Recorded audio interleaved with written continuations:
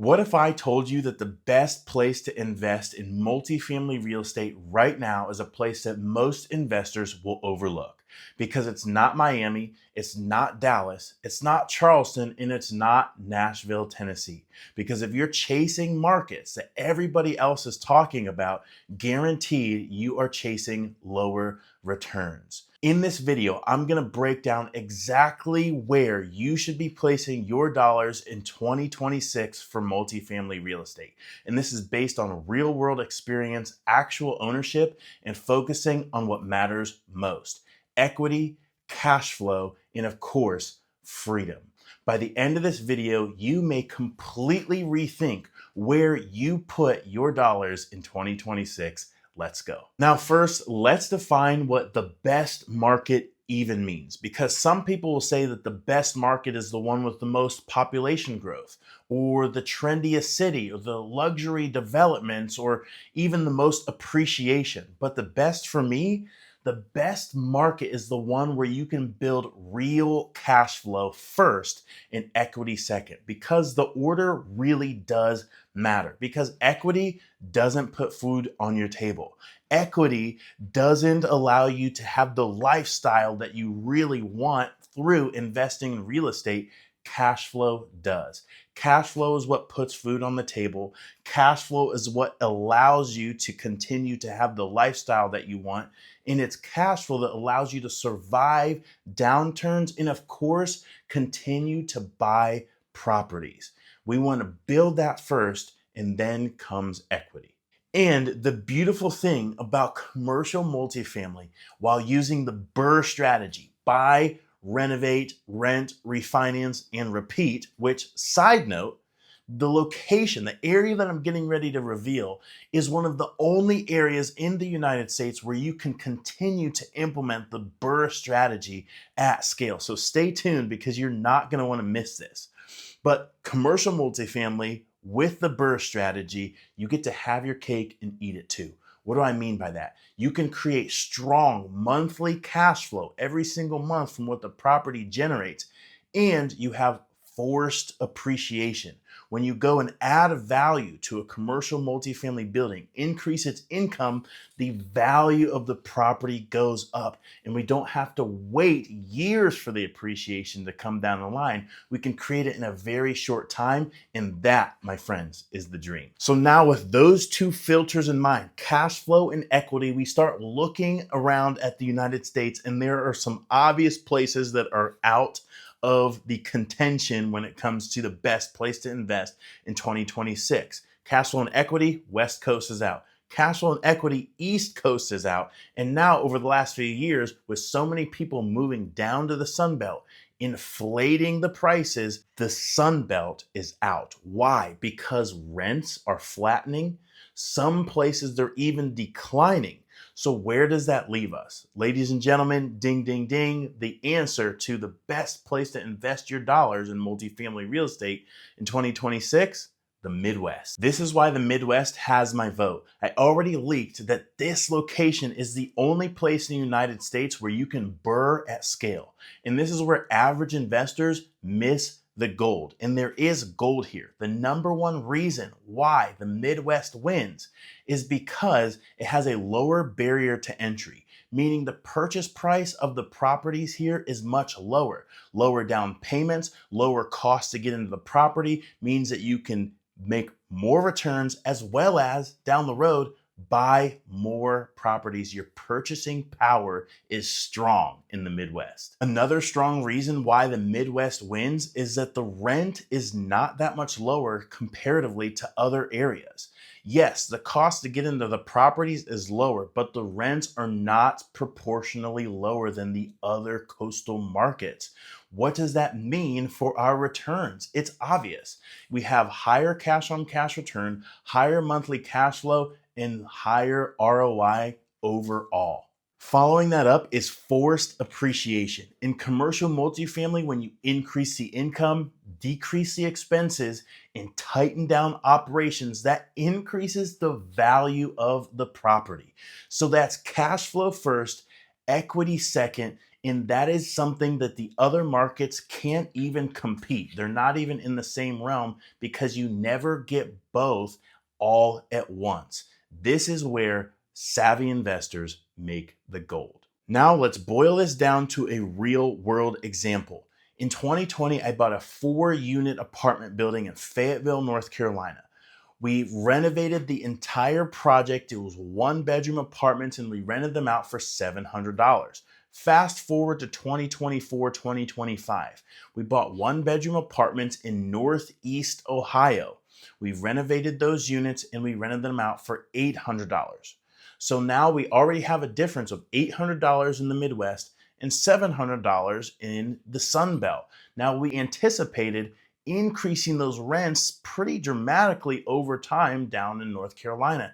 However, as it stands today in 2026, we are still unable to rent those units for $750, $800. The rent growth has stalled. However, here in Northeast Ohio, we're still continuing to increase our rents at 2 to 3% per year with people happy to pay and happy to move in. That tells me something about the market that I am investing in, and another reason why I am sold that the Midwest is the best place to invest multifamily real estate in 2026. Another powerful reason why the Midwest is best for multifamily in 2026 is one of the main reasons I created this video in the first place. I started out by saying, if you are following the hottest markets, you're diminishing your returns. And that's exactly what the Midwest provides. There is no crazy hype. People are not losing their minds to invest in multifamily in the Midwest. It's a boring market. However, there are pockets of frenzy like Columbus. I'm in Ohio. Columbus is a strong market right now. People are flooding that city with dollars, but it just continues to promote what else is happening here over the next 5, 10 to 20 years of investing in real estate in the Midwest. Now, coming in with strength on the tail end might be my favorite reason to invest in Midwest multifamily is, let me just frame this. The Midwest is not sexy. People are not like, oh my goodness, I can't wait to move to Ohio. Like, people are not super stoked. But what does that mean? That means that we have a lower cost of living than the other areas of the United States. What does that lower cost of living actually do to real estate investors? Well, if it costs less to get materials and it costs less for our contractors to get to and fro, and the market isn't super inflated, that brings all of our costs way down, which continues to increase our purchasing power. So all of these things combined is a layered approach to having one of the strongest real estate investing strategies of all time, in the Midwest takes the cake, bar none. Now, no market is perfect. As I just mentioned, people are not flocking to Ohio. People are not just coming out of their skin to live in a place where, no offense, if you are from Ohio, I'm from Ohio, so I can say this, a place where most people like to sit and eat and sit and watch. That's just what it is. There's not the trendy, there's not the flashy, there's not the thing, but we got some setbacks as well. The first one, it snows here. So we have snow and ice. We have extra preparations that we need to take when it starts to get cold. And sometimes it gets really cold. So we have to worry about pipes bursting. We have to worry about ice damming on our roofs and breaking our roofs apart and leaking into the building. We dealt with all that stuff this last winter. So we have higher costs and higher operational capacity that is needed in order to operate these buildings through the winter months. The second part of that is a lot of the buildings here are older. Many of the properties that we own are built in the 1930s, 50s, 60s. So when we bought these properties, we had to have that in mind when it came to the renovation. The electrical might need to be replaced. The plumbing probably needs to go. There are a number of different things that are going to increase the costs of our renovations. And if you don't do them up front, you will pay the price later in maintenance costs that are increased due to lack of not doing it all up front. So yes, the Midwest can be an incredible place to put your dollars in multifamily real estate in 2026. But as long as you buy right, inspect hard, renovate well, and manage tightly. In closing, real estate is one of the greatest financial decisions you could ever make in your life. I always say that just one property can change your financial future forever, because one property changed my financial future for generations to come. And where you invest matters, because that's the place where you're going to build teams, you're going to build systems, and eventually, ideally, you would build economies of scale. So based on everything that I have seen, the Midwest takes the cake for the best place to invest in multifamily real estate in 2026. Not because it's flashy, not because it's trendy, but because it literally prints money. So if you're ready to stop chasing flashy markets and get down to fundamentals, bring your dollars to the Midwest. We're happy to have you.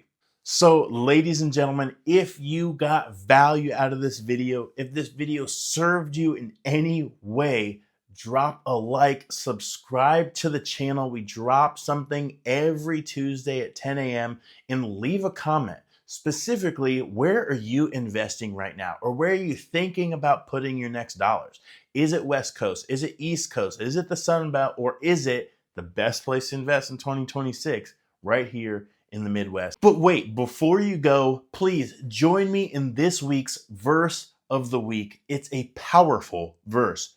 Joshua chapter 1, verse 8. It reads, "This book of the law shall not depart from your mouth, but you shall meditate on it day and night, so that you will be careful to do according to all that is written in it. For then you will make your way prosperous, and then you will have good success." I love this verse because when I was younger in my faith walk, I would say things like, my life didn't get better when I started following Christ because of the challenges that came with walking away from sin, walking away from the things of the flesh, being a fornicator, being someone who was a drunkard, being somebody who lied and stole and cheated and just did all the wrong things in life. I had to turn away from those things, and that created a challenge. But when I really look back to walking with the Lord diligently and looking to his righteousness to guide my life, I have found so many incredible things have been added to me. First and foremost, I have my beautiful wife sitting on the other side of this camera, which I cannot imagine what my life would look like without her. And I wouldn't have her if it wasn't for the Lord and walking in his paths. And of course, through real estate, I became a multi-millionaire over the last few years, investing in the Midwest, and so many incredible things, most notably having correction in my life. Having someone, a guiding light, a plumb line, a precept, a principle, a law, a truth to guide me when it's like, no, dude, you're not walking in the right way. This is the right way that you need to go. And that has created so much wealth in my life, not monetary wealth necessarily, but just the wealth, the joy and the peace that comes along with knowing that my salvation, my eternity is secured through the blood of Christ Jesus. Thank you so much for watching this video. I encourage you to memorize Joshua chapter 1, verse 8 with me as we continue to go in the way of righteousness. May God bless you and Godspeed.